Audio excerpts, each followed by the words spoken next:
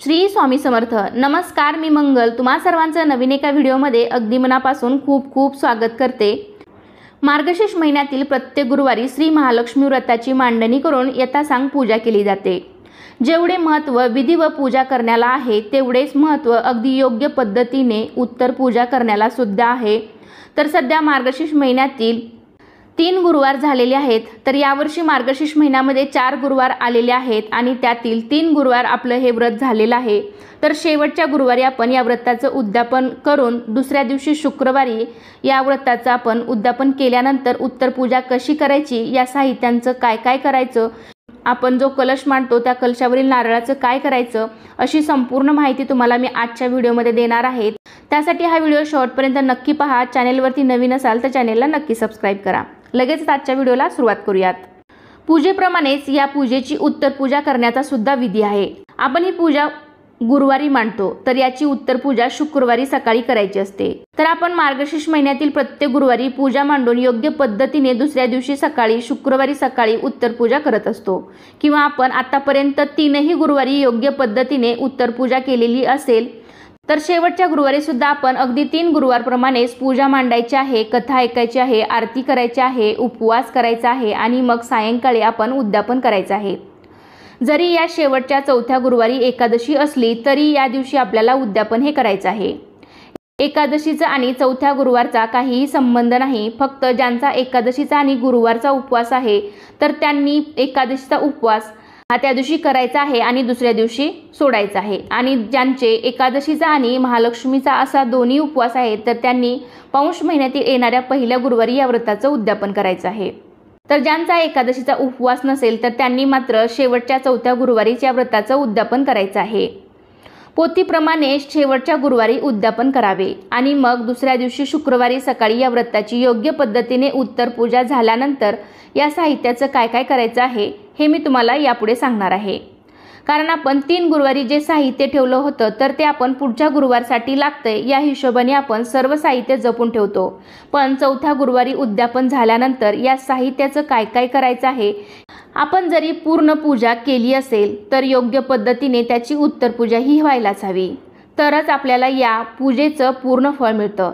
तर शुक्रवारी सकाळी लवकर उठून स्वच्छ अंघोळ करून आपण ज्या ठिकाणी पूजा मांडली आहे त्या ठिकाणी यायचं आहे. सर्वात आधी देवीसमोर दिवा प्रज्वलित करायचा आहे. त्यानंतर माता लक्ष्मीला हळदी कुंकू व्हायचं आहे. स्वतःला देखील हळदी कुंकू लावून घ्यायचं आहे.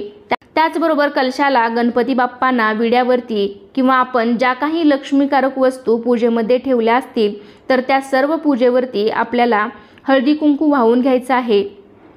आणि मग त्यानंतर सर्व पूजेला सर्व देवी देवतांना धूप दीप ओवाळून घ्यायचा आहे. यावेळी तुम्ही महालक्ष्मीची आरती सुद्धा करू शकता किंवा फक्त तुम्ही धूप दीप अगरबत्ती ओवाळी तरी देखील चालेल. त्यानंतर देवीला नैवेद्य दाखवायचा आहे. तर या ठिकाणी तुम्ही नैवेद्यासाठी जर खीर किंवा शिरा केला असेल तर त्याचा नैवेद्य तुम्ही इथे दाखवावा. नसेल तर मग तुम्ही साधी साखर किंवा दूध साखरेचा नैवेद्य दाखवला तरी देखील चालेल. दूध साखर सुद्धा देवीला अतिशय प्रिय आहे, त्यामुळे तुम्ही दूध साखरेचा नैवेद्य सुद्धा दाखवू शकता. त्यानंतर मनोभावे नमस्कार करून देवीला क्षमा याचना करायची आहे की हे व्रत करत असताना माझ्या हातून काही कळत न कळत चूक झाली असेल तर मला मनापासून क्षमा कर आणि तुझी कृपादृष्टी आमच्यावर आणि आमच्या कुटुंबावर सदैव असू दे, अशी प्रार्थना माता लक्ष्मीला करायची आहे. आणि मग त्यानंतर आपण ही पूजा विसर्जित करणार आहोत. सर्वात प्रथम आपण पूजेमध्ये जी काही फुलं, पानं, हार हे वापरलेलं आहे तर ते एका ताटामध्ये सर्वात आधी काढून घ्यायचं आहे. तर ही फुलं, पानं तुम्ही वाहत्या पाण्यामध्ये किंवा कुंडीत किंवा तुमच्याकडे गार्डन किंवा रानात, शेतात एखादं गार्डन असेल तर त्यामध्ये एखादा खड्डा खणून त्यामध्ये हे सर्व फुलं, पानं आहे तर ते तुम्ही तिथे विसर्जित करू शकता किंवा मग झाडाच्या मुळाशी ठेवली तरी सुद्धा चालतील. त्यानंतर आपण पूजेमध्ये जी काही फळं ठेवली असतील तर ती आपण घरातल्या सर्वांनीच प्रसाद म्हणून खायची आहेत. पूजेमधील गणपती बाप्पांची मूर्तीसुद्धा जागच्या जागी देवघरामध्ये ठेवून द्यायची आहे. याऐवजी तुम्ही गणपती बाप्पाचे प्रतीक म्हणून सुपारी घेतली असेल तर ती तुम्ही तशीच पुन्हा दुसऱ्या पूजेसाठी म्हणजे इतर कोणतीही पूजा तुम्ही मांडणार असाल तर त्या पूजेसाठी सुद्धा तुम्ही वापरली तरी देखील चालेल किंवा मग तुम्ही पाना फुलांसोबत विसर्जनही करू शकता. तसेच पूजेमध्ये अजून ज्या काही लक्ष्मीकारक वस्तू ठेवल्या असतील तर त्या सुद्धा जागच्या जागी ठेवून द्यायच्या आहेत. गुळ खोबरे याचा नैवेद्य दाखवला असेल, एका छोट्या डब्बीमध्ये तुम्ही ठेवू शकता किंवा तो पाना फुलांसोबत तुम्ही विसर्जनसुद्धा करू शकता। जो पानाचा विडा आपण ठेवला होता माता लक्ष्मीसमोर, तर त्या विड्यावरचे साहित्य चांगले असेल तर तुम्ही पुन्हा वापरू शकता किंवा मग ते पाना फुलांसोबत ते सुद्धा तुम्ही विसर्जन करू शकता। विड्याची जी काही पानं आहेत ती सुद्धा तुम्हाला पाना फुलांसोबत विसर्जित करायची आहेत। त्यानंतर तुम्ही घंटा, अजून काही साहित्य घेतलं असेल तर ते सुद्धा तुम्ही पुन्हा देवघरामध्ये ठेवून द्यायचं आहे।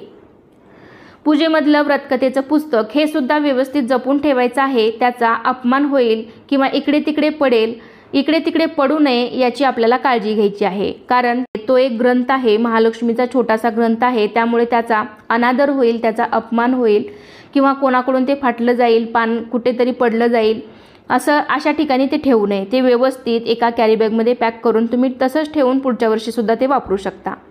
किंवा नसेल चांगलं फाटलेलं वगैरे असेल तर तुम्ही पाना फुलांसोबत तेही विसर्जित करू शकता। माता लक्ष्मीचा जो फोटो घेतला असेल किंवा मूर्ती घेतली असेल तर ती सुद्धा जागच्या जागी ठेवून द्यायची आहे। त्यानंतर आपण नैवेद्यामध्ये जे काही घेतलं असेल तर ते सुद्धा आपण घरीच प्रसाद म्हणून खाऊ शकतो। त्यानंतर आपण जो कलशावरती देवीचा मुखवटा वगैरे लावलेला आहे तर तो काढून घ्यायचा आहे, पण त्यापूर्वी देवीला नमस्कार करायचा आहे आणि आमच्या घरात तू कायम अदृश्य रूपामध्ये सदैव वास करीत राहा, तुझी सेवा माझ्या हातून कायम अशीच घडू दे, मी उतणार नाही, मातणार नाही, घेतला वसा टाकणार नाही, असा आशीर्वाद देवीकडून मागायचा आहे। आणि त्यानंतर आपण जो कलशावरती जो नारळ ठेवलेला आहे आणि मुखवटा ठेवलेला आहे तर तो काढून घ्यायचा आहे। कलशावरील नारळ आपण 4ही गुरुवारी तोच नारळ वापरलेला आहे, तर तो शेवटच्या गुरुवारनंतर उद्यापन झाल्यानंतर दुसऱ्या दिवशी शुक्रवारी सकाळची आपली जी उत्तर पूजा आहे तर ती झाल्यानंतर या नारळाचं काय करायचं, तर बऱ्याच ठिकाणी हा नारळ फोडला जातो। तर मला असं वाटतं की या नारळाला आपण लक्ष्मी स्वरूप मानून याची पूजा केलेली आहे। या नारळाला आपण देवीचे कपडे परिधान करतो, दागिने घालतो, देवीसारखं सजवतो, त्याला देवीचं स्वरूप देतो आणि आपण त्याची गुरुवारी पूजा करत असतो। तर बघा, देवीला कधी फोडता येत नसल्यामुळे हा नारळ आपण शक्य झाल्यास फोडू नका, तर हा नारळ तुम्ही पाण्यामध्ये विसर्जित करा।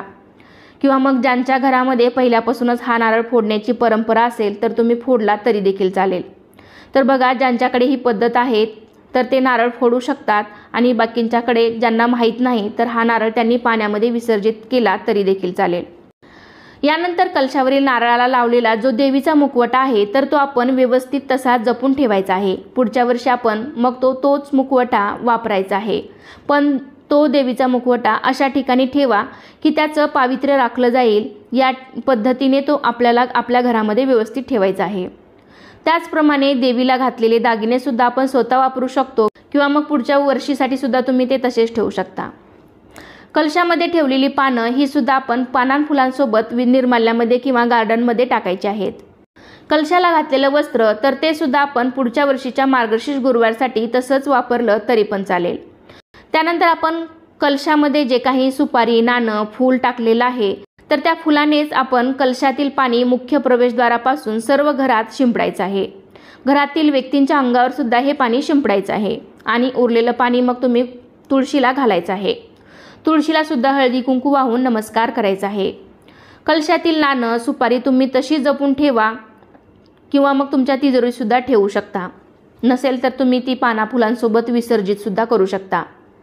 त्यानंतर कलशाखाली ठेवलेले तांदूळ आपण थोडेसे किचनमधील तांदळाच्या डब्यामध्ये टाकायचे आहेत आणि मग बाकीचे तांदूळ तुम्ही पक्ष्यांना खाऊ घालू शकता। त्यानंतर बघा, तुम्ही मार्गशीर्ष महिन्यातील कोणत्याही गुरुवारी जर देवीची ओटी भरलेली असेल तर ती ओटी तुम्ही स्वतः वापरू शकता किंवा मग उद्यापन करायला आलेल्या स्त्रियांपैकी एखाद्या स्त्रीला सुद्धा तुम्ही हे ओटीमधील साहित्य देऊ शकता। शक्यतो तुम्ही घरामध्येच ओटीचे साहित्य वापरायचे आहे, तर त्यामध्ये ब्लाऊज पीस असेल, साडी असेल तर ती साडीसुद्धा तुम्ही स्वतःच वापरायची आहे किंवा जे काही ओटीचं साहित्य आहे तर ते तुम्ही स्वतः वापरायचं आहे। किंवा मग तुमची इच्छा असेल तर तुम्ही इतर सवासण स्त्रीला सुद्धा ते दान करू शकता। ओटीवर जर तुम्ही नारळ ठेवला असेल तर तो नारळसुद्धा तुम्ही स्वतः घरामध्ये फोडून खायचा आहे, नसेल तर मग पाण्यामध्ये सुद्धा विसर्जित करू शकता। ओटीवरचे तांदूळ आहेत तर ते तुम्ही धान्याच्या डब्यामध्ये ठेवू शकता। 1 रुपयाचं नाणं असेल, जे काही दक्षिणा ठेवली असेल तर तुम्ही तुमच्या पर्समध्ये ठेवू शकता। त्यानंतर आपण उत्तर पूजा करताना जो सर्वात प्रथम दिवा लावला होता तर तो दिवा आपल्याला फुंकर मारून हाताने विझवायचा नाही, तर तो आपोआप शांत झाल्यावरती मग आपण तो स्वच्छ घासून पुसून जागच्या जागी ठेवायचा आहे। पूजेसाठी घेतलेलं वस्त्रसुद्धा आपण जागच्या जागी व्यवस्थित ठेवून द्यायचं आहे। त्यानंतर ही पूजा करताना आपण पाटाच्या खाली एक स्वस्तिक काढतो रांगोळीने, तर पाट उचलून त्याखाली काढलेल्या त्या स्वस्तिकची आपल्याला हळदी कुंकू अगरबत्ती ओवाळून पूजा करायची आहे। तुमच्या मनात एखादी इच्छा असेल तर ती बोलून दाखवायची आहे आणि ती पूर्ण करण्याचा आशीर्वाद वास्तूला मागायचा आहे आणि मग मनोभावे नमस्कार करायचा आहे। तर अशा रीतीने आजच्या व्हिडिओमध्ये मी तुम्हाला उद्यापन झाल्यानंतर शेवटच्या गुरुवारी दुसऱ्या दिवशी शुक्रवारी योग्य पद्धतीने उत्तरपूजा कशी करायची आणि त्या साहित्यांचं काय काय करायचं हे मी तुम्हाला सांगितलेलं आहे। तर कसा वाटला तुम्हाला आजचा व्हिडिओ नक्कीच कमेंटद्वारे सांगा। व्हिडिओ आवडला असेल तर व्हिडिओला लाईक करा, तुमच्या फ्रेंड फॅमिलीमध्ये शेअर करायला विसरू नका। चला तर मग पुन्हा भेटूया अशाच एका छानशा आणि माहितीपूर्ण व्हिडिओमध्ये। तोपर्यंत धन्यवाद। सर्वांना श्री स्वामी समर्थ।